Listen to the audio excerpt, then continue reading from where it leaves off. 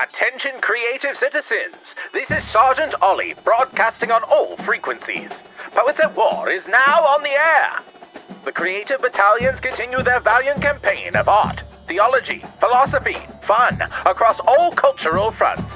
We commence as military protocol demands, with blog dispatches directly from our officers embedded at the very edge of the artistic combat. Our first and only intelligence report comes as a general's report from our distinguished Bard-in-Chief, Joshua David Ling. His critical assessment addresses the pressing question: do Major League Baseball and Christianity have the same problem? A matter of utmost strategic importance. Following this vital battlefield update, our main operation commences. Burnt Marshwiggle, a long-form tactical assessment of metaphysics and matters of swamp. Today's strategic target, selected by Joshua himself, is the cultural phenomenon known as emo. And now, reports from the front on Poets at War. This is another Poets at War General Report. And here's your General, Joshua David Ling. What's up, folks? How we doing? Another General's Report. Finally getting back outside for a change. I've got my tea. And, a little hot. You've got, Yorkshire tea. Best kind. Just got it fresh today, too. So very, very nice. Today I wanted to talk about, the way millennials and Gen Z want to fix old things, versus some of the other generations. Now, other generations vary greatly in regard to all of this. But, things break down over time. Not just people, but institutions. There's a lot of talk about these sorts of things in various circles. You got Nate Wilson talking about, creating a pirate ship, right, as your institution. Having a pirate ship mentality, where if it goes off course, you go down with the ship, or you, instead of going down with the ship, you jump ship, right? You get the right people off. You leave things sometimes, but sometimes you fight for your ship. There's lots of specifics that go into that pirate ship mentality. One of the things that's also going around recently is Brandon Lake, I want to say. Can't remember the dude's name. Honestly, never heard any of his songs. I've heard some people talk about them and how they're popular on radio. I haven't listened to Christian radio in so long. The thing that's really interesting is a lot of people are coming at it from the very popular today idea that all modern worship is a problem. I would agree that most of it is. In fact, I'd say the vast majority is. But the thing I specifically wanted to talk about pertains to not just worship and the way we do church, the way we do societal things, but the way we do something as simple as Major League Baseball. Now, when I say as simple as Major League Baseball, I don't mean Major League Baseball isn't complex. It is fairly simple in what it is. It's a game. It's been around a long time. A lot of money and time and pride and, history goes into it. When talking to someone who's just getting into baseball, it is usually very hard to get them into the minutia of baseball. There are so many things, and it's just getting more and more complex as the stat people, start creating things like WAR and R-WAR and, all these other sorts of stats that are all, algorithmically inclined to help the team win, right? But explaining even a batting average to somebody, which is a very old stat and a fairly simple one, to someone who's never seen the game, carrying someone's batting 300, meaning they're 30% successful. In any other sport, it sounds like they're not successful. And having to explain that can be hard, just in and of itself. There are lots of things like that in baseball, balks and infield fly, and one of the biggest recently has been the unwritten rules of baseball, which mostly revolve around not shoving it in people's faces when you're winning or losing, right? Not throwing temper tantrums and not being, over the top, rubbing it in the opponent's face because it's a game. You should be happy about it. I don't agree with all of them. I think showing emotion can be a good thing, but a lot of these guys are straight up yelling and cursing at each other, and admittedly, they're earning millions of dollars, which is a whole other issue in and of itself. Are they really worth that to society at this point when it comes to what they offer, right? A lot of that's legacy. A lot of that's the bloat of the previous eras. And it just becomes this big behemoth that has so much bloat to it. It's hard to express to someone who's like, I want to get into baseball, what that's like. Brandon Lake kind of took this approach in this interview I saw, there's a clip of, where he's like, yeah, we need to kind of, dumb it down. And not, he didn't use those words, but shrink it down, less inside baseball talk. He used the term Christianese.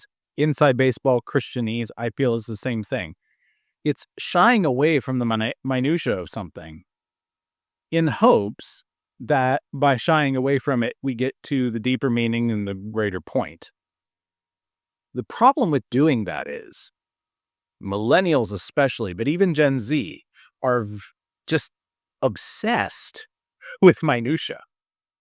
And the reason we're obsessed with minutia is because we, as a conservative instinct, I'm not talking about just political conservatives, I'm talking about even other ones. You want to say hi? Peter says hi, everybody. It's the General's report. All right, I need to keep talking, okay? Millennials especially, but even Gen Z, are obsessed with the minutia of these things because we see the world collapsing in the West in various ways. And we are seeking to try and hold on to as much of the information as possible so that we can either rebuild when things go crazy or be able to actually wisely build society out of the ruin, right? However you look at that, I'm not going to get into that at the moment. Who's going to rebuild Major League Baseball? We look at people like the Savannah Bananas and the Banana Ball craze. I think Banana Ball, quite frankly, at this point is starting to become a completely separate sport. And I love it. It's mixing, quite frankly, X Games with, I know a lot of people say Globetrotters. They're really more X Games and TikTok culture meets baseball, which, say what you will, I love the Bananas. I love the Braves too, and they're completely different products to me. Christianity has this problem in that we have thousands of years, literally 2,000 plus years of church history, and then we have more of the Old Testament, 6,000 plus, depending on who you ask. And yeah, we have a Bible that tells you the majority of the tale, especially the main turning points and everything, and they give you the spoilers for what's ahead, Revelation. But a lot of people find it to be esoteric in some way, very filled with minutia. There's certainly Christianese. So should we shy away from those things? Quite frankly, this goes to my website, which you guys just recently saw me build a little bit of. And I had some suggestions from, I'll say Jesse. Jesse made some really great suggestions in regard to smoothing out some of the friction that can occur when you're not sure what to do with this weird and different webpage. Very good suggestions. I'm really not sure if I'm going to take them at this point or not. But the main one is having arrows in some way on the two knobs to show which way you're scrolling on the channel thing. It's a good idea. And it's not going to break what I'm about to say. But building a website that is easy to navigate is helpful in one sense, but not in another. In that other sense is wonder and intrigue. I think that the reason a lot of people, shy away from a lot of the more Protestant denominations is because they see Protestants as this monolithic whole, for one, which is just straight wrong. That's just a lie. That's a lie perpetrated by mass media because they want to lump things together in order to generalize. That doesn't mean that's a bad thing. They have to generalize when it comes to the news. And so everybody's an evangelical if you're Protestant, right? For the most part. The thing is, there are Protestant denominations, Lutherans and Presbyterians and some Reformed Baptists and others who have really, really deep minutia-based theology and church history. Some of them don't, but there are ones that do. And we automatically assume, I'll add Anglicans in there, but we automatically assume that there is no wonder and intrigue because we see the megachurch. There's no wonder and intrigue. And even if we don't want the megachurch, our option then basically becomes, are we going to go to the Catholic Church, or are we going to find a much smaller, backwoods church? Those are the three stereotypes we see in our mind when there are so many other different churches in between. And instead of going to the Bible and saying what it says and then going with that, which people quite frankly should be doing from the beginning, but they might not know that's what they should be doing, do we change our churches to get rid of the friction? MLB is doing that right now with baseball. They're trying to do pitch clock, which is actually destroying pitchers' arms. Pitchers are having to pitch so much faster, not just velocity-wise, although that's a problem, and frequency. And they're blowing out their arms. The Braves have had at least 5-6 injuries in the past 3 years to their starting pitchers. And probably more, to be honest with you. Things have been so bad in not just the Braves, but MLB with pitchers that we're destroying what baseball is. Don't get me started on the designated hitter as opposed to pitchers hitting, right? Once again, getting into the minutia. So is it removing the minutia and focusing on the big picture? Is that, removing the friction? Is that the way forward? Or do we rethink things from the ground up like the Savannah Bananas? That's another option. You can rethink it from the ground up. What's enjoyable? Fan first, right? What does a fan want to do and enjoy while at a game? What makes a crowd happy? That's one way to go about it. Another is to take whatever it is you're making, whatever it is you are pursuing. You're not making Christian faith, for example, but you are pursuing it and trying to present it as it is. I think this is the best option, personally. I do think the Savannah Banana option is legit, but I think that the option, and sometimes it can be right to generalize, but the third option to actually make something as it should be, to feel out what that thing should be and express it. I think that is actually using wisdom instead of trying to collect data. Now, if you don't have enough data, you're not going to be able to use wisdom. There's that. But wisdom is taking the data you do have and compiling it and figuring it out. With my website, I'm trying to create an experience for the viewer that feels exciting, fun, and comfortable. I don't need a low barrier to entry. If I have a low barrier to entry, quite frankly, my website might not be worthwhile. If something is too easy, it might not be worthwhile, especially in our ultra convenient day and age. I think that's why a lot of people shy away from evangelicalism, because they hear the free offer of the gospel and they think, oh, that can't be it. I got to do something more. You don't. Christ is the one who saves you, and if he is making you want more, it's already happening. However, how do you work out your salvation with fear and trembling, as the Bible says? Right? You do have to work, but your work isn't to save you. Your work is to serve the King. The King requires your service. That's all he requires. And he doesn't even require you to succeed. He just requires your service. He brings the success. He gives you the tools. And you do with it as best as you possibly can for his glory. That's what I'm trying to do with my website. That's what I think the Braves should be doing with their whole entire franchise, what MLB should be doing with its entire company, and what Savannah Bananas should be doing. How can we make this thing the way it should be? How do we know what it should be? Quite frankly, God has the answers.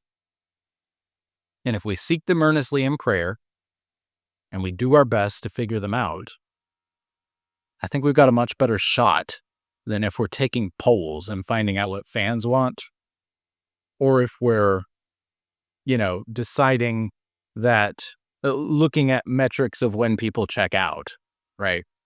And attacking that and trying to keep people from falling away. So yeah, I think baseball, Christianity, websites, society is having this major problem of how do we communicate something so succinctly that anyone can get it? Thankfully, the gospel is simple already. But adding the minutia might just make someone lean in happiness and wonder and joy and intrigue. Never underestimate creating intrigue. That's why this is a 1x1 square. There's not a lot of square videos anymore. That's why I'm just talking on camera with minimal edits. These are all decisions I'm making to show you me as me. All right, that's enough of that then. If you're moving on to the next segment of Poets at War, enjoy.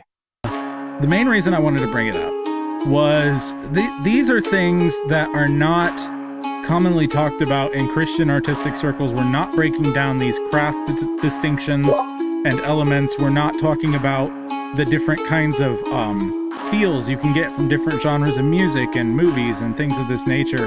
This is Burnt Marshwiggle, a long-form podcast about metaphysics and swampy stuff.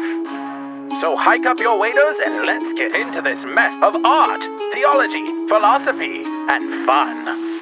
Rocks. Marshwiggle, but my spirit's lit. Reality's a riddle, but I won't quit. Imagine or real, I choose what I feel.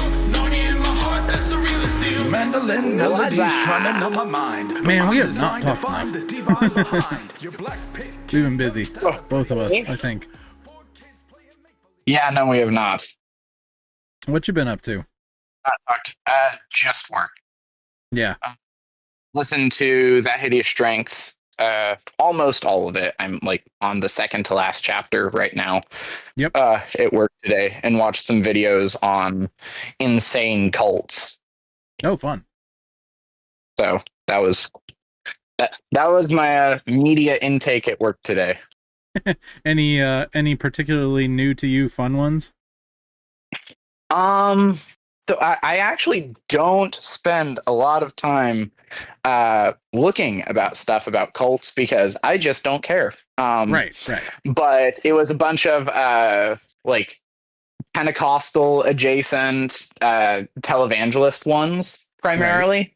Right. There was one that's an actual cult. It was really odd, but it was talking about Carl Lentz and the whole Hillsong scandal. Mm-hmm. It was talking about Paula White, who is so much worse than I thought originally. Like, I knew Right. she was bad because she was a televangelist and friends with Trump. but she's so much worse than I thought. Right. And then the entire Jim and Tammy Baker saga, Yeah. which is insane. Holy cow. That entire story is crazy.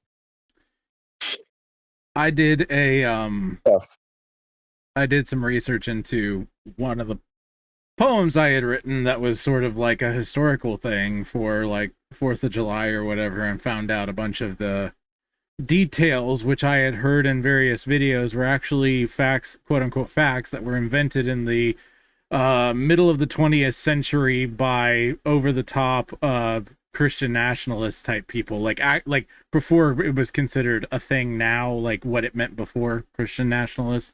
You know, people who wave flags around, American flags around inside the sanctuary, you know, stuff like that, right? Yeah. The Michael Flynn type Christian nationalists, not the Stephen Wolf type. Right. Hey, what's up, Ian? Hello, sir.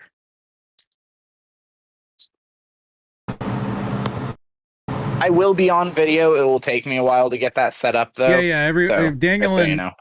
Daniel and Brendan are definitely like still getting ready too, so don't worry about it. They're fine. Everyone's fine. Okay. We're not fully starting yet or anything. How we doing, Ian? Alive. Generally well. Dang, the bomb didn't work. The bomb didn't work. Am I? It's really hard to answer that question of am I okay? I am physically, I am fine. That's what I was asking about. I know there's other stuff, but I mean, we're talking about emo tonight, so I guess it works out. Yes, it does. I forgot about that. Yeah. But yeah, no, we'll get to that in a little bit. We're still waiting on Daniel and Brendan to be hunky dory. I'll be mentioning Swamp Mail, Alex, before we get going. So I have to do that. So. I need to get that channel. I already did. You can check on it, make sure it's kosher, but it is in chapter 2 at the bottom. Sweet. Heck yeah. Have we gotten the permission stuff? Like I said, I don't know. Yet? You can check that. I didn't do anything on that. Yeah. As far as any of that goes. So for 2 Swamp Mail, it should be a forum instead of a regular channel. Yep. I'll get that set up right now. Channel, forum. Really working hard on a lot of stuff this week, getting caught up on things. Some of y'all saw the website, yeah? Yes, I did see it. It looks very good. I'm very happy with the way it is. It's fun it's actually like fun to use. So yeah, and there's a lot more coming. I did a general's report on it that will be part of the Broodcast episode at the beginning, but I'm changing one thing. I'm going to make Ollie actually like run down the agenda before we get into the anything on this next one. Hey, Brendan. There we are. Thank you. Am I skipping again? You're not skipping, but you have no sync with your video. There was a big delay there. Great. Now it's not Give as me bad. a minute. Nope, it's good. It's good. Yep, now it's better. Yep. Okay. Father, I will appreciate you being here. Be. Okay. I have stuff to ask about emo. Of course you do. I don't have stuff to say particularly, but I have stuff to ask. Yeah. Because I don't get the categories that you're working in. Right.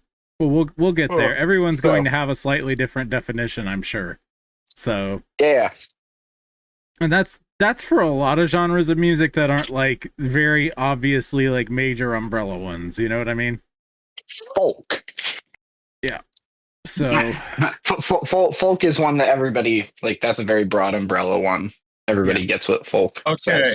I have actually a very particular, specific, narrow definition of folk. Really? Okay. And it does. Yes. Well, difficulties on mind. Folk folk music is written by folks. There you go. It is written by working class people for working class people. It is not written by Simon and Garfunkel. They weren't working class. Okay. Mumford and Sons is not folk because he wasn't working class. It is written by people of working class. So you're going by the Bob background. Dylan definition. People. Well, yeah, that's the only definition. The only right definition. Anything that. That's anybody else's definition. Spotify's definition is stupid because anything that like has a banjo in it is considered folk. I'm sorry, Mumford and Sons is not folk. I like Mumford and Sons. They're not folk. Besides, they're British. They have no business playing a banjo. Is the band from Andy Griffith's show folk, or is that bluegrass? Yes, or both. Bluegrass, folk, they're the same thing. I don't know. Bluegrass about that. bluegrass is a subset of folk. So would you Irish say music is a Okay, I can see subset of that. folk. I can see that. So would you say I don't that- have enough popcorn for this conversation. Hold on. would you say that bluegrass has to abide by the same rules then? Like people can't make bluegrass music if they're not working class? Because I would identify bluegrass more with a sound, like a particular sound of music, and anybody it's a can sound of technically write bluegrass. Technically, yes, you But can. is it authentic bluegrass? You is can what he's do saying. that, but is it authentic? Have you lived that life? Have you milked a cow at 4 a.m.? Have you tilled your own? Have you cut down trees? Have you done that? If you've done that, then more power to you. Go ahead and do it. There's this one guy, I can't remember his name. I'll think of it later, I'm sure. But he was a hobo for years, and part of the way he got by was by playing banjo music on street corners, and he wrote his own songs, and he started a band. And so, yeah, Do you need to update Discord again, now he owns Daniel? a farm.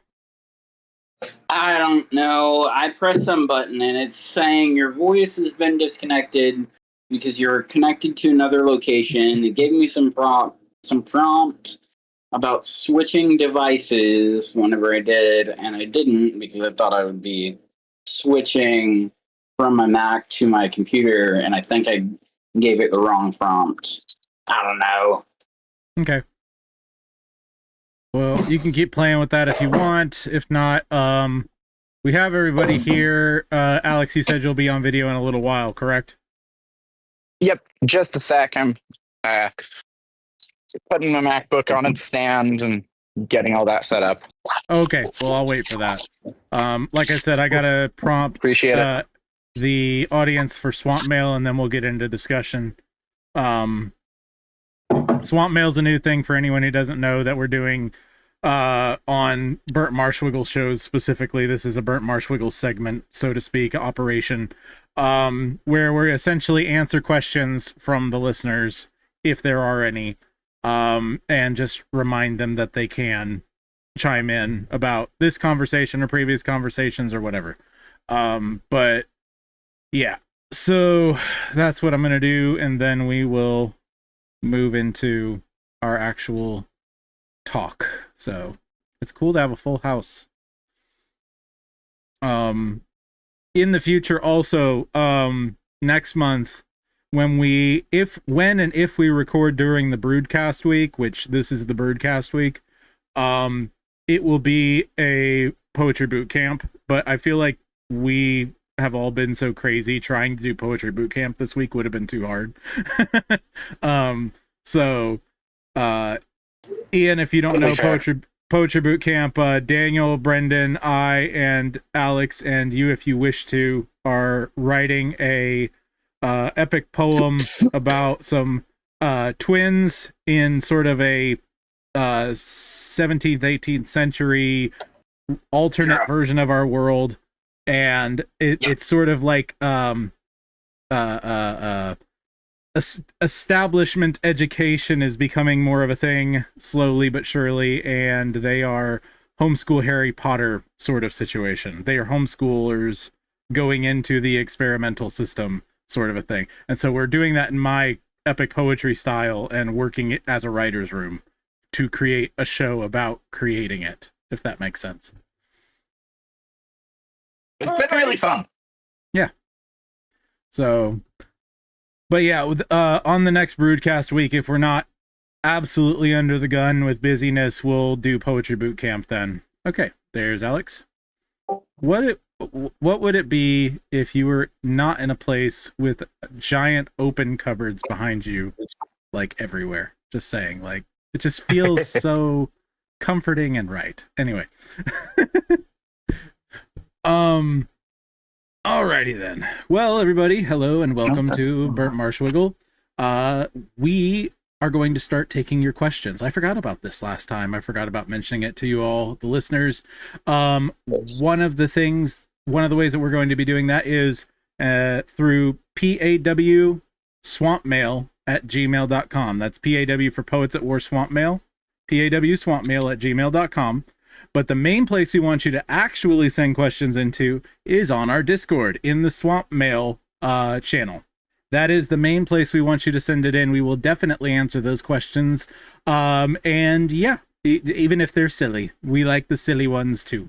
So please send in your questions, thoughts, comments on any of the crazy swampy ramblings that we have here on Burnt Marshwiggle into one of those places, preferably the Discord. Join today at joshuadavidling.com/brood. All right, guys.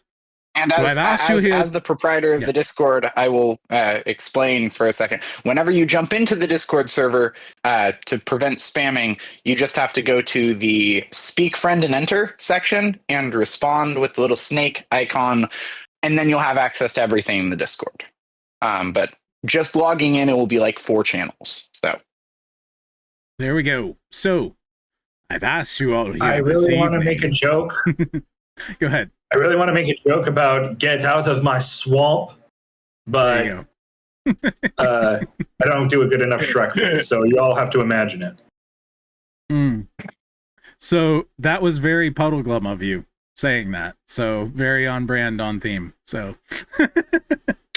you have no faith in yourself. So yeah, you're you're Mr. Beaver. So okay, well, guys, I've asked you here tonight to talk about something that is sort of, kind of, at least its cousin, pop punk, is starting to become big again on TikTok and all kinds of other places as people get regularly on schedule get nostalgic for something that happened about 20 years ago.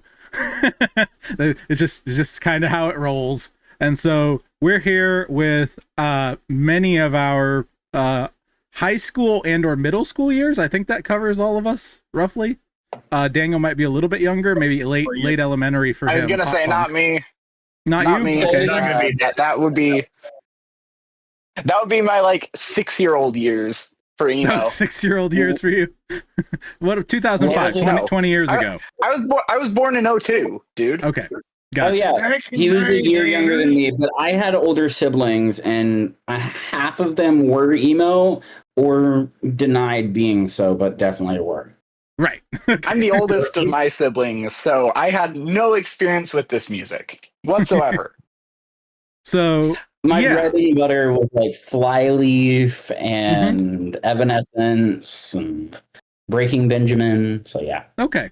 So definitely alternative, at least. I think that I'm going to go ahead and throw this out and see if Ian and Brendan particularly agree with me. The big overall like radio focus, what they would call virtually all rock at the time, was alternative. Would you agree that was kind of like the big umbrella is alternative? The biggest umbrella here? Dude, my mom made me listen to the Beatles growing up. Hello, Debbie. Your mom made you listen to the Beatles? Oh, my goodness. As she should, because the Beatles are delicious. Anyway. Beatles are the most overrated band in history. Oh, wow. Okay, hot take. But anyway. It wouldn't be our show if there wasn't at least one. I'm not saying they're bad. I'm just saying they're overrated. I'm not saying they're bad.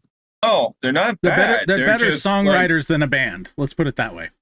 Yeah, they're not So is Bob Dylan, and everybody sings his praises, despite the fact that Bob Dylan can't sing his way out of a paper bag. Yeah. Yes, yeah, exactly. the genius lyrics of "She loves me." Yeah, yeah, yeah. She loves me. That's early Beatles, not when they got really good. Anyway. So, okay. Anyway, and I'm talking more musically my than lyrically. point is, we're actually talking out of my depth. Okay. All right. That's all I'm saying. That's perfectly fine. Because even though I lived the era and I can talk a little bit about the music that I heard, I wasn't listening to the radio, dude. Right. Makes sense. Okay. Yeah, go ahead, Ian. Once again, you probably know more about it than I do, honestly, Joshua. Because once again, I wasn't really allowed to listen to the radio except for like oldies and the Christian station. Right. And I got into to what? Christian station. Obviously. Oldies are great. It wasn't as bad in the early 2000s, but there was still some. Actually, there was a lot of good. There was a lot of good music on the radio in the early 2000s in the Christian circles. And they still had a really strong recency bias, though. Yes. Yeah. Agreed. No, I get it. You're not wrong. Where was I? Oh yeah, K-Love could die in a fire. So yes. Amen. I'm just gonna. Who was it? Seneca the Elder closed every speech, no matter what the subject, with, and I proclaim that Carthage should be destroyed, and that's the Carthage shall burn. Carthage shall burn. K-Love shall burn. There you go. Anyway, valid. So,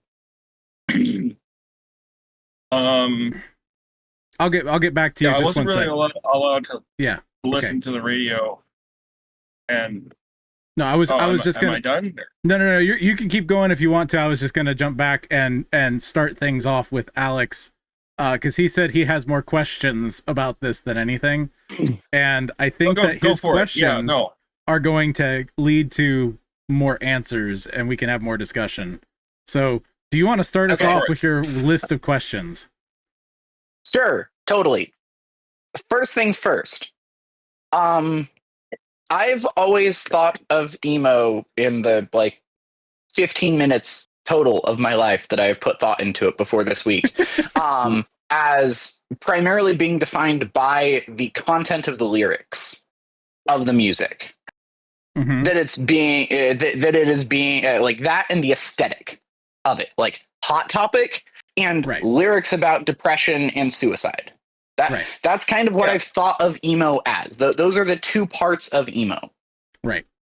In the videos that you sent, that doesn't seem to be the thing at all. Like there's dark lyrics sometimes, but also freaking Yellow Card falls into emo, which I don't understand how I can square any of the conceptions that I've had of emo throughout my entire life with Yellow Card. Yellow Card is bright and fun and joyous and full of life. Yes, it is. I can't see how that's emo. So with Yellow Card, that's my first question. What is emo? Yeah. To define emo, we'll go back to roots and give it a full just this to this to this without going into a lot of detail. Punk in the 80s gives way to hardcore. Hardcore in that time period was the screaming sort of punk. Things started getting really, truly rowdy, crazy, just throwing absolutely every guttural scream into your lyrics that you possibly can. Rage Against not the band Rage Against the Machine, but the idea of raging against the machine. Then that gives way to grunge, which is indifference. It's cold, cruel indifference rock. Right? That's Nirvana. That's Nirvana, that's Pearl Jam, that's that sort of a thing. And emo slowly begins to grow out of grunge, even though it has roots further back in as early as the late 80s is what the first time it was actually mentioned, the idea of emo core, they called it at the time. They called one band emo core in a magazine. That's our first reference to emo. It didn't really sort of take major root as an actual genre itself until I would say just slightly after grunge began to die. And that's when we started to get Midwest emo, which is its own genre. It's not always from the Midwest. But you look this up, it is twinkly guitars. It is usually a quiet sounding voice. And it's this feeling and idea of like a cold winter night in the Midwest. And you're sad about your girlfriend who might be leaving you in the near future. Like, that's the general feel of Midwest emo.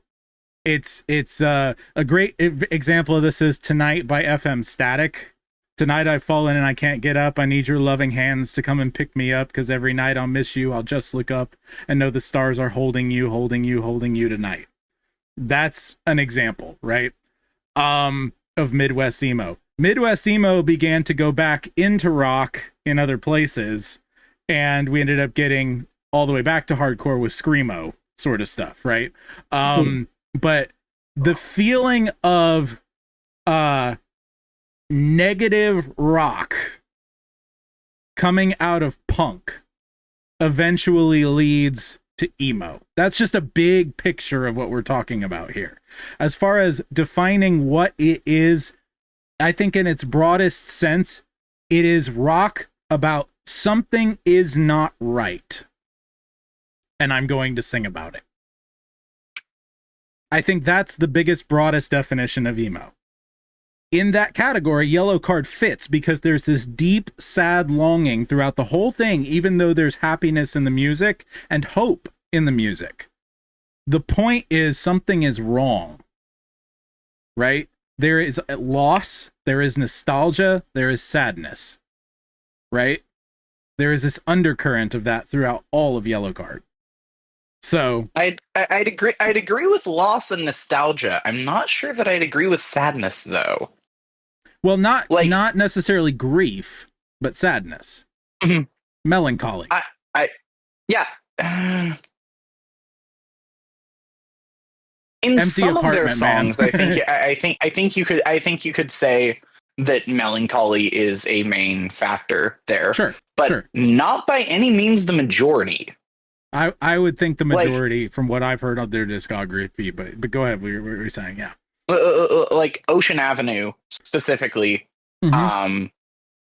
would be like I don't feel melancholy in that song. Oh, like, there definitely is. There is nostalgia. There's nostalgia, and there's like that loss that you were talking about there, but I don't feel like it's melancholic at all. It's hopeful. It's hopeful, but it is hopeful. But it is an unsure hope, right? We'll be together for one more night somewhere somehow. It's a determination. There's a determination there, but there's something wrong now, and it's not right yet. You see what I'm saying? Now, Yellowcard is not exclusively emo. A Yellowcard is also pop punk. Pop punk is the cousin. Pop punk is the idea. I'll get you right after this, Daniel. Pop punk is the cousin, which is like skater punk, where you're mixing elements of pop music into it, and it's, Tony Hawk soundtrack kind of stuff. That also paired well with third wave, I think it is, ska music. Even though ska demands horns, like that's sort of the taxonomy we're dealing with. Daniel, go ahead with what you're saying. Nope. I just got distracted. I was playing with this background thing. You were fine. Okay. Does that answer your question, Alex? Even though it's not fully satisfactory. So the definition is twinkly guitars. No. Music that something is wrong, and I'm going to sing about it. Something is wrong, and I'm going to sing about it. That's what emo is. That's what I would call it. And I'm going to sing about it in a rock song. I'll put it that way. Yep. Okay. Oh wait. I feel like by that definition, you can go back to like the 30s and find emo. Can you hear me? Can you hear me? Ian, go ahead. Okay, sorry. I don't like being interrupted. You're fine. Sorry. And the reason I don't like being interrupted is because now I can't remember what I was going to say. You'll get back to it. Raise your hand and I'll call on you. I think, Ian, you were about to react to the statement that Joshua said that emo is basically something is wrong, and now I'm going to sing about it. In a rock song. Yes. So would that mean technically Creed is emo? Creed generally fits into the category of emo, though it has more roots in alternative. Which really? It does have an element of emo in it. It's not emo, but it has an element of emo for sure. For sure. Okay. Yeah. But this, I'm using the broadest definition here, admittedly so. Most of these bands would never call themselves emo. In fact, emo is sort of a redhead stepchild as far as identification of your own band in a genre. There was a band that said, one of the first band actually that was called emo core, made fun of it for years, and later on said it's like saying hardcore doesn't have any emotion in it. Right? You know what I mean? Like that's the way they looked at it. They thought most people in all of rock felt like in order to be taken seriously they couldn't be called emo because that's whiny music. Right? That's the way it's always kind of been looked at in their eyes ever since the term was coined. But like I said, I'm using a very broad definition here for the purposes of what we're getting to.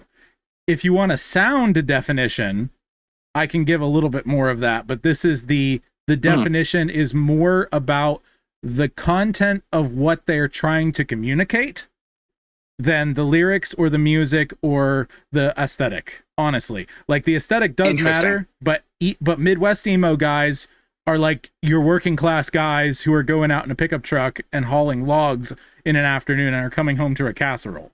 You know what I mean? Like they're not all Hot Topic guys is what I'm saying, right? So that came later and is the stereotypical definition now for the look of an emo person, the same way the glam rock basically became the look for all of 80s rock. You know what I'm saying? Yeah. Next question, Al. Okay. That was the primary question. Like, I kind of rolled all the questions that I had into that one. Oh. So, would stuff like, I don't know, Mad About the Boy from, like, the 1930s and 40s, or like Ella Fitzgerald count? Because that's like proto rock, right? Well, it's now you're going back to kind of blues, but it's definitely like the progenitor of rock, right? Yeah, this is the question really of are emo and blues similar in their content, right? That's sort of what it kind of gets at. Well, here's the thing. I've been thinking about this. If you listen to some of Soundgarden's songs, they sound like if you change the guitar riffs a little bit, it would be blues rock because what they're singing is very blues-like. And what's his name? Chris Cornell had a very melancholy voice that would not have been out of place in 1920s, 1930s blues. Right. You know, where he has that almost mournful sound to his voice and that grit to it. Right. It sounds an awful lot like Howlin' Wolf, actually. Yeah. Not that any of you know who that is. I think I might, but but yeah, the Joshua, if anybody knew who that was, it would be Joshua. So the question really comes down to, is blues the same as emo in any kind of real way? And the question is, blues is an older form of what emo would eventually become. Emo kind of took the place of it in a lot of ways. Blues is still a thing technically in music, like the riffs, the movements, the actual technical side of the music itself. But the idea of blues sort of changed into, it morphed from punk music as opposed to Negro spirituals, right?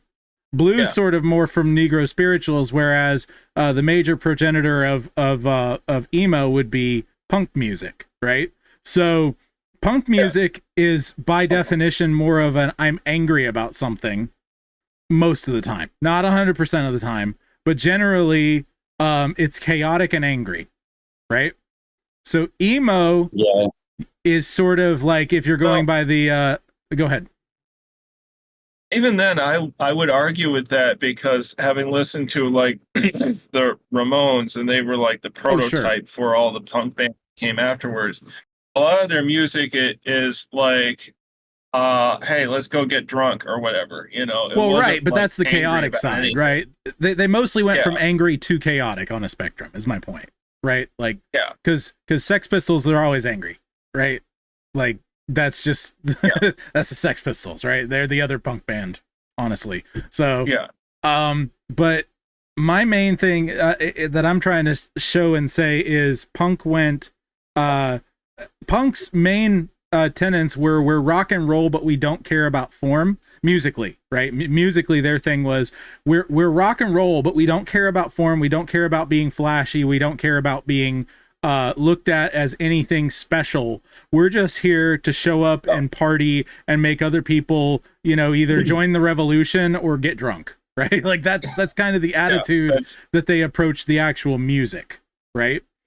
And if you're, I heard a musician say this, if you want to start a rock band, but you don't really have any talent, start a punk band. Start a punk band, yeah.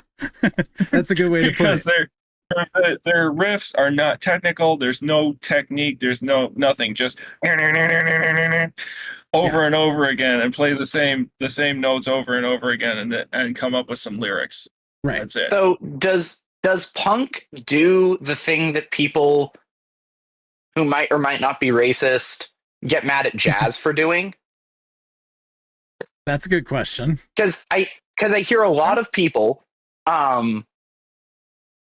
who fall into that category that I threw earlier, criticize jazz for not having any technique, for it being the disintegration of classical music. Which is crazy, because jazz is all technique. I think that's absolutely insane. Right. That's ridiculous. Yeah. Gershwin. Just throw Gershwin out there. Right. Your argument has been disproven. Jazz is extremely... Sorry. So is punk actually doing what people criticize jazz for doing? Yes. Like, punk is actually to rock what jazz people say is to classical.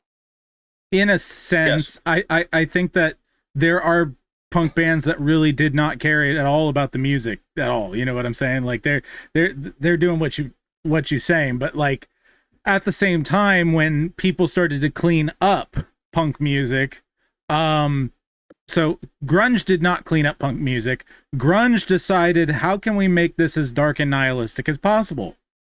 How can we care enough about it, but act like to make it look like we care absolutely nothing about it, right? Like, we're making it look worse than it even is musically, right? By making it darker. Go ahead, Brendan. I think we need to. All right. Well, this is just a curiosity. Have all y'all heard Disturbed's version of what was it? Sound of Silence. Not Sound of Silence. No. The other one, the Genesis song, Land of Confusion. I have. No. Yeah. I guess my question for you, Joshua, is: would you consider that punk? Because I don't think the Land of Confusion originally was, but Disturbed's version of it definitely sounds more angry than the original Genesis version. It's more hardcore. Disturbed falls into sort of like the alternative, the big genre, which I would consider the people who fall into the big genre are the ones who were definitely not grunge anymore, but tried to keep rock going in a more general sense. So you've got like Foo Fighters, and you've got Creed, and you've got Three Doors Down, and you've got, you know, these bands like Disturbed. Disturbed is in that same category of general alternative, but they have a more hardcore edge to them. Hardcore was what came out. Right. Okay, but I'm not talking about what Disturbed. Oh, I froze. Okay. Sorry, go ahead. You were saying Oracular Pig. No. Nope, you're not frozen to us. You're not frozen to us. Go ahead. Okay, that was weird. Yeah, okay. I can hear you now. There we go. Thank you. Okay,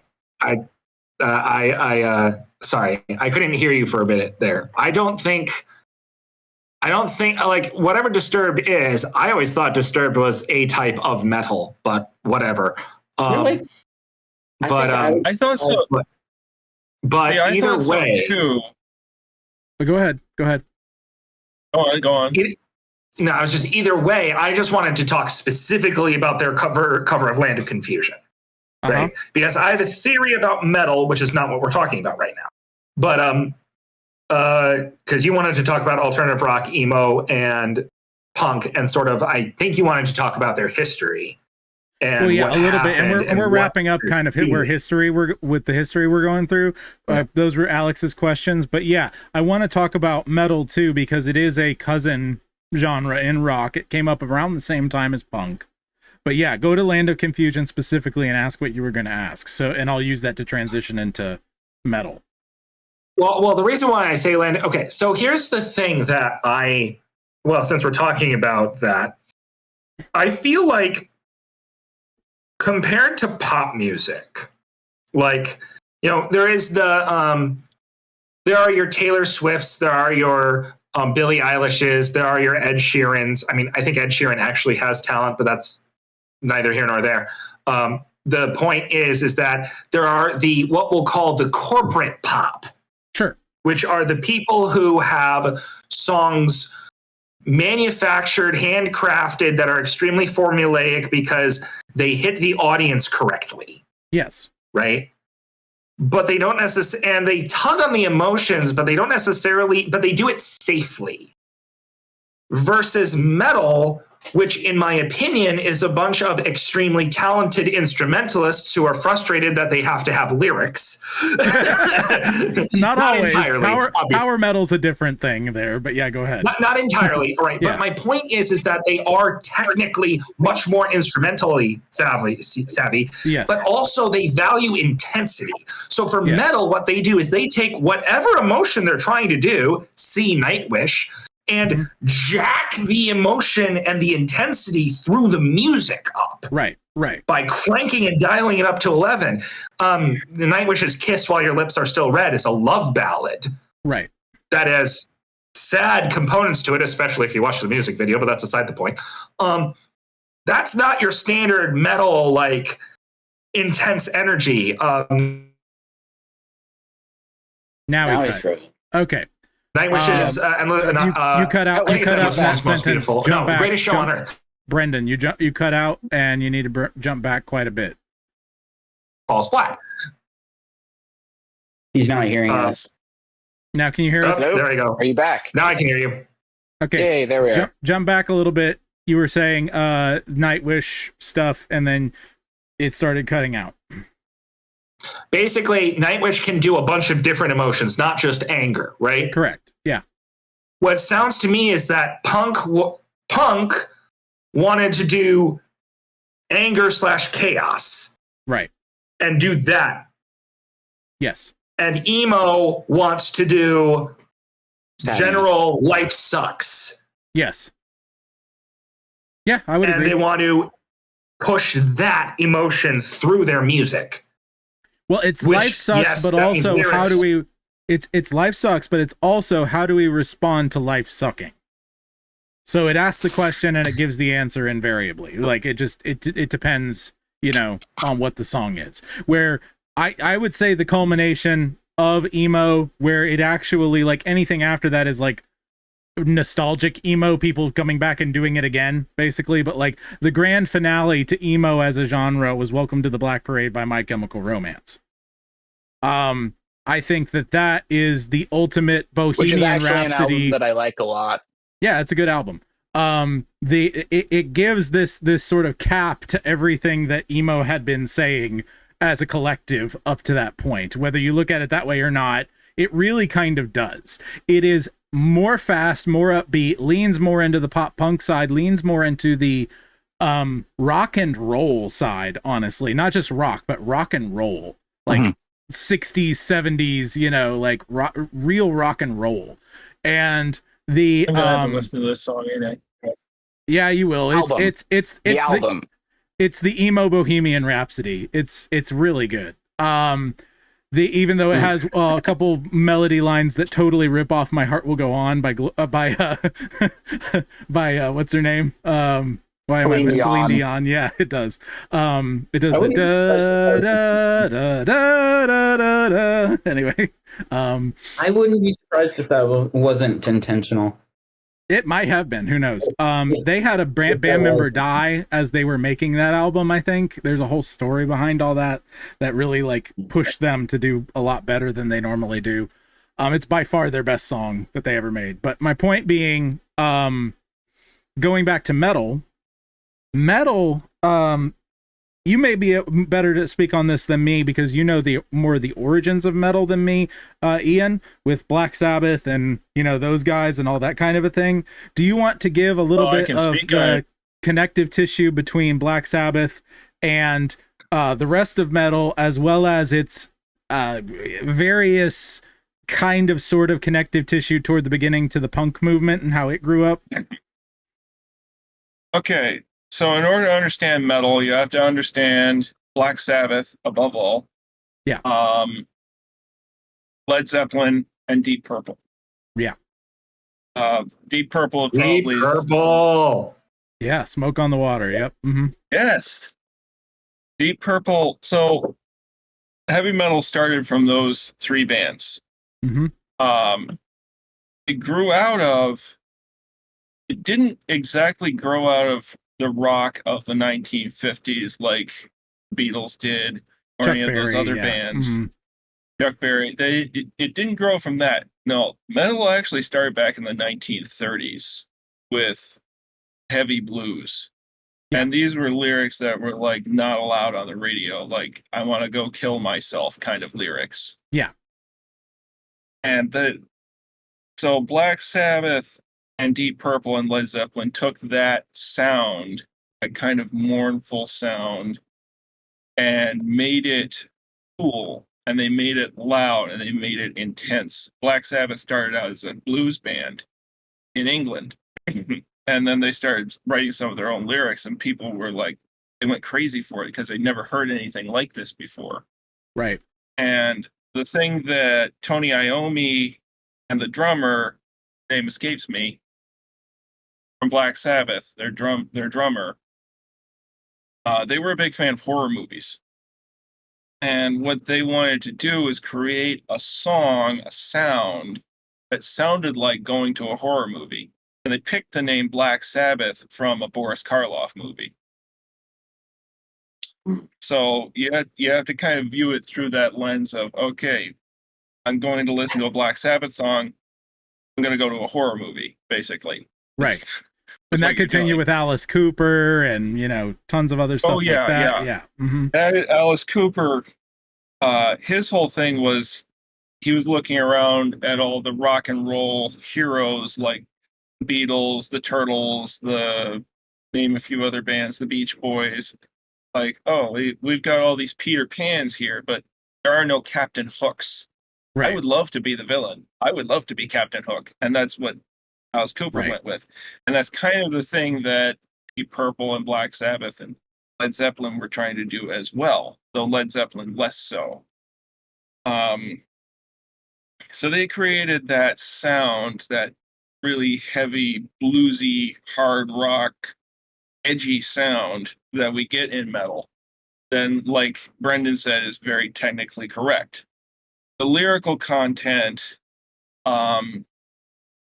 you kind of criticize the lyrical content of heavy metal. And I would actually push back against that because heavy metal tends to be more lyrically deep than other subgenres. Well, definitely earlier versions. I think that they earlier as arena rock started to take over in the 80s, things started to go downhill. Yeah. In the 80s, MTV ruined metal. Right. It's ruined it. As far as it goes, I wouldn't say that Brendan saying that they see lyrics as an afterthought is him criticizing heavy metal. That's him complimenting heavy metal.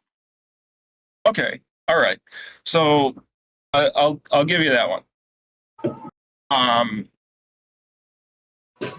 Then you have in the 1970s you have the meetup between Ronnie James Dio, who was a vocalist at the time, and the guitarist from Deep Purple, Richie Blackmore. They formed the band Rainbow. And in my opinion, that was like, they were the ultimate metal band of the 70s. Nobody knows who they were. Right. Nobody remembers them, but they were like in my opinion, that's the sound. Pinnacle. Yeah. That's the sound of heavy metal in the 70s. That they defined heavy metal, and they invented power metal as an afterthought. That was the band that invented power metal, because they were singing about dragons and wizards and Lord of the Rings type stuff. Right. Which nobody else was doing. So then Ronnie James Dio gets... What is this band again? Rainbow. I'm going to add them to my... Listen, Rainbow. Got it. Thank you. Richie Blackmore's Rainbow. Listen to the first 3 albums. Everything after that was a completely different sound. So just to get Blackmore, just to get us make sure that we're on the rails. And I love everything you're saying. I'm not trying to say slow down or go ahead. or speed up or anything like that. But are there connections between the beginning of the punk movement and the sort of toddlerhood, I guess you would say, of the metal movement? Because the metal movement started in kind of the early 70s, like in earnest, right, with your Black Sabbath, etc., etc. Obviously it came before, like you said, with the blues and stuff, but that's when it kind of started in earnest.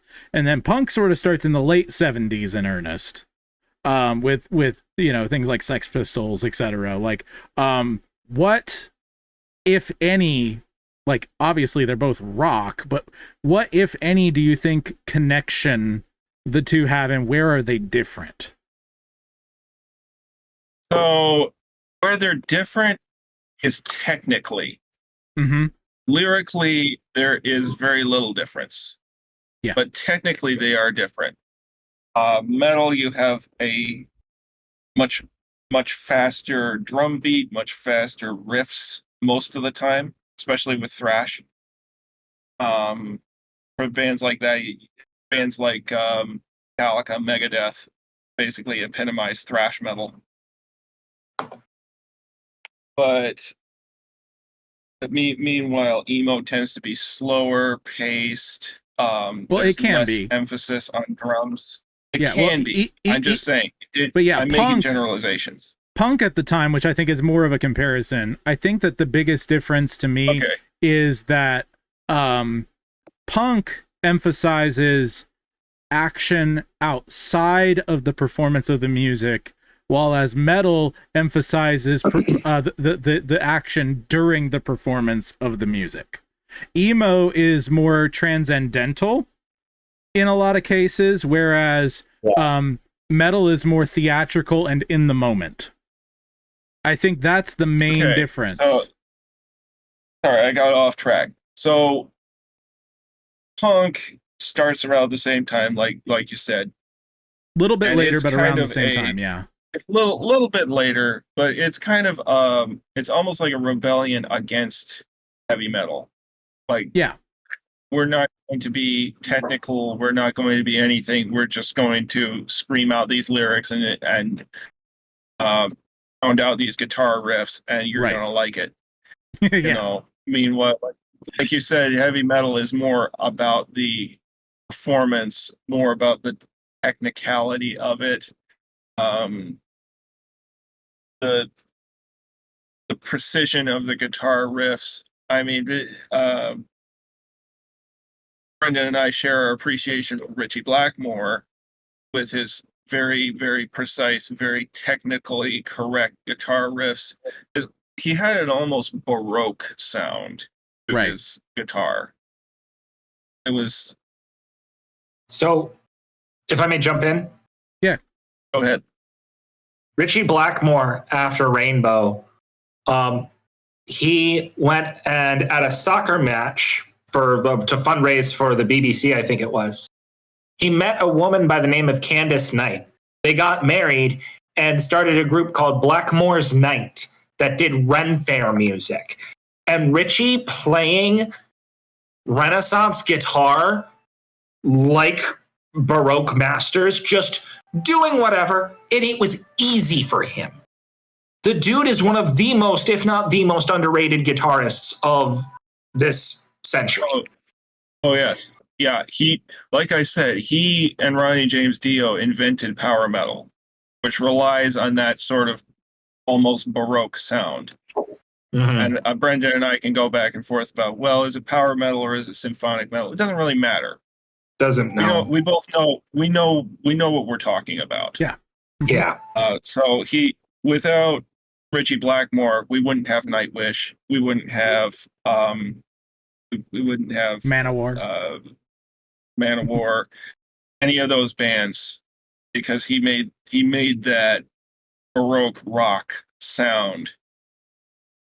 So you have the highly precise end of the spectrum, which is heavy metal, power metal, and it's then theatrical, you have punk, yeah, which is the absolute opposite. Like this is music to get drunk to. So you're saying the main thing that punk and metal shared was actually not a comparison thing, but a contrast. They had a contrast to each other. Yeah. I think personally, grunge, the move back to grunge I think that theatrical side went even further into glam rock in the 80s and arena rock and that sort of thing. And it became more and more and more about the performance to the point where it wasn't even about the music in a lot of cases. It was about the performance itself. And then punk went in this other direction where it decided it kind of had to start getting theatrical in order to get their point across. And that turned into grunge. That's sort of my theory, right? Yeah. So grunge is intentionally it's theatrical in its shock value, right? It's meant to be shockingly nihilistic in a performative way, but it's not the same thing as punk, which emphasized authenticity, if that makes sense. Yeah. Right? And I think... Yeah, go ahead. But I think that grunge it's almost a compromise between heavy metal and punk. Yes, musically. Where yes.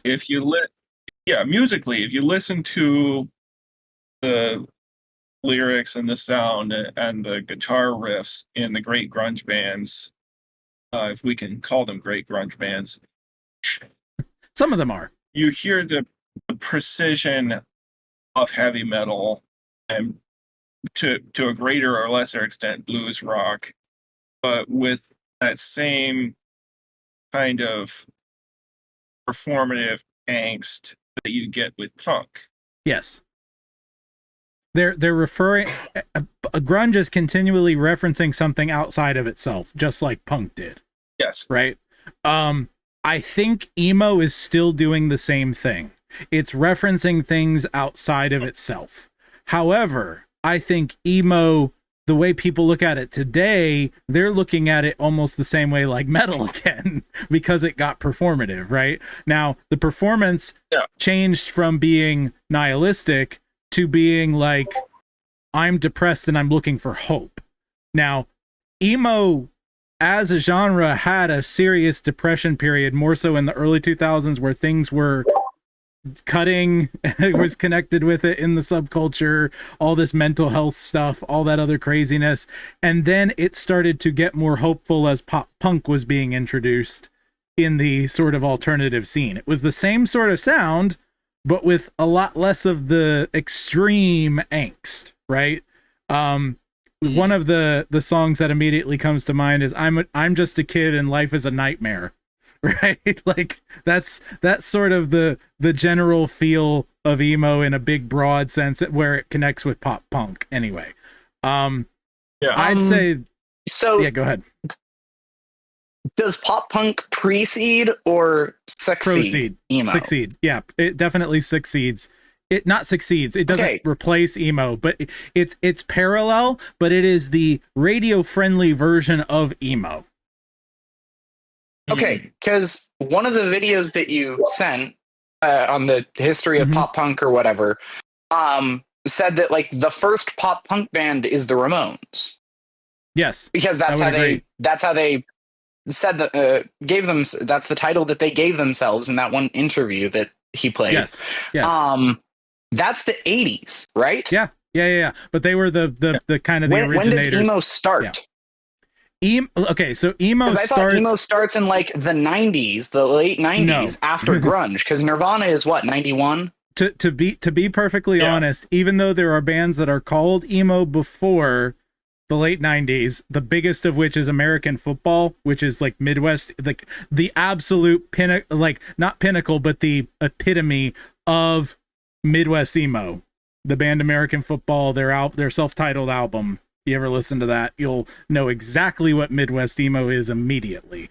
While there were bands before 9/11, I really think 90% of what would be considered the epitome of emo itself comes after 9/11.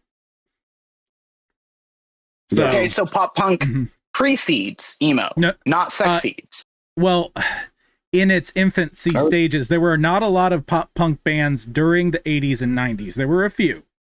But we really start to get it when skater punk, kind of a thing, pop punk, that sort of a thing, starts to come in as the radio-friendly version of post 9/11 emo. That's like the height of the industry of emo and pop punk, right? So there's the existence of these things before, but they're not on the radio. They're not super popular. That's my point. Okay. Does that make sense? Yeah. Okay. Yeah. Bowling for I'm just Soup. trying to get timeline straight. Bowling for Soup for me is the pop punk band. If I'm going to define pop punk, I'm going to say Bowling for Soup. 1985, Springsteen, Madonna. That's the name of their song. Springsteen, Madonna. Way before Nirvana, there was U2 and Blondie. Music still on MTV. Right? Yeah. That song is pop punk. They have a song called Punk Rock 101. Anyway. But yeah. I think that I'm going to throw out a couple things for anyone who wants to research further. Two small things. One, the worst emo song, in my opinion, just for how it leans into the whine so much more than anything else, is a song called Untitled by Simple Plan. That is the song that I use to make fun of emo. The chorus says, "How could this happen to me? I made my mistakes, got nowhere to run. The night goes on as I'm fading away. I'm sick of this life. I just want to scream. How could this happen to me?" It's just like, wow, okay, bro. I get it. You're sad. Stop singing now, please.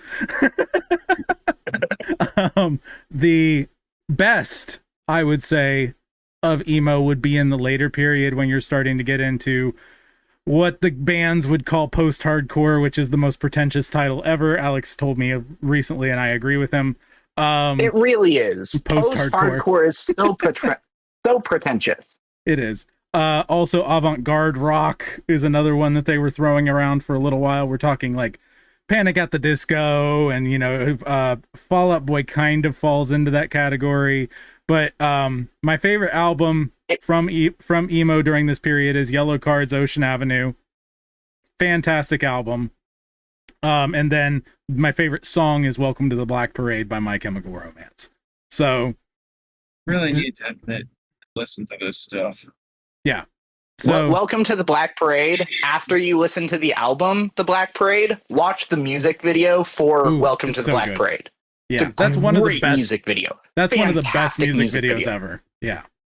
It's up there with Take on Me. It's up there with what's the other one that has an amazing music? But honestly, the music video for Luther that Kendrick just dropped is excellent. Yep. So the guy who made the lead singer or one of the guys involved in My Chemical Romance, Gerard isn't Way. he the creator of the Umbrella Academy? Yes, Gerard Way wrote and created the Umbrella Academy comics. Yeah. Mm-hmm. Okay. And you can definitely tell that. Yeah, if you've seen Umbrella Academy, you can definitely see lyrics in Welcome to the Black Parade fitting almost directly with a lot of his characters from Umbrella Academy. It's kind of funny. So, but yeah, I think I mainly wanted to talk about this, and if we end up wrapping early and it'd be a little, well, it's not a little shorter. It's about time. I'm totally fine to continue. I've enjoyed listening to all of this back and forth. I'd love the conversation to continue personally. Right, but the main reason I wanted to bring this up, I do apologize for kind of getting off topic with the. Oh, you're good. Metal spiel because I get excited about these things. Well, we're all taking turns. That's what the show is for, dude. Yeah, exactly. We like you being excited. Just don't get angry, right? That's the whole point. So, and you weren't super angry. You were fine. Let me just be clear. I wasn't angry. Okay, then angry? Great. You weren't angry. I agree. I wasn't saying you were. I'm saying just don't, right? Anyway, that goes for everybody. Including me. The main reason I wanted to bring it up was these are things that are not commonly talked about in Christian artistic circles. We're not breaking down these craft distinctions and elements. We're not talking about the different kinds of feels you can get from different genres of music and movies and things of this nature.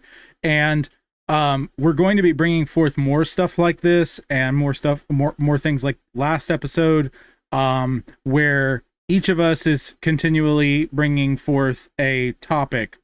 I have for you guys, just so you know, in the yet unnamed, what is it called, Alex? Yet unnamed topics channel. Yet unnamed topics channel. Yet unnamed topic. It's near the host chat for those of you who are I'm talking to right now in the show. You can post your topics there, and you can give stuff for research. And we're gonna bring this each week. A different person's bringing a topic when we record, and so Ian, you will get your chance to go into metal if you want to. You can go into Edgar Rice Burroughs. You can go into any of your big button topics. Let me see who's next while we're at it. I'm pretty sure it's me. I could be wrong, but I'm pretty sure it's me. I think it is you. Let me make sure here. I have a list here of what order it goes in, but I will find that out shortly. I'll look at that in a minute. Maybe Brendan and I can do a death battle. I guess yeah, exactly, right. There you go. Brendan's manga versus Western comics. Oh, okay. Yeah, anime versus Western comics. There you go. There you go. That could be fun. We could do it. We could legitimately do a debate if anyone felt like it, like an informal debate. That could be fun. But the like I said, if we're not talking about these things, if we're not breaking down these craft things, especially in regard to the way reality is and scripture is, and what these things connect to and giving recommendations to people, then I don't think we're doing our job being bards to our audience, and we're not being bards to each other. Obviously I'm the one who has the most affinity for emo music. I hated emo culture growing up. I still kind of do, but I really appreciate the art that came out of it.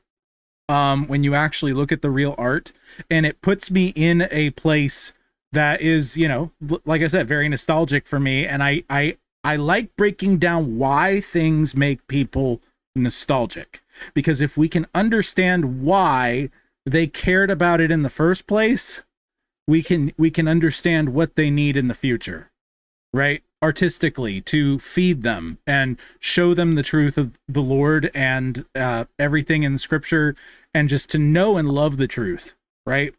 So with that being said, anyone got anything else before I wrap? And we can talk afterward. I hear. Okay. Well, everybody be your family's bard. Do not turn to the right or to the left, and the Lord will be with you wherever you go. We'll see you next time in the trenches on Poets at War. For more episodes of Poets at War, please visit joshuadavidling.com or check us out on YouTube, Spotify, and anywhere you get your podcast transmissions. This is Sergeant Ollie, signing out. God of sunset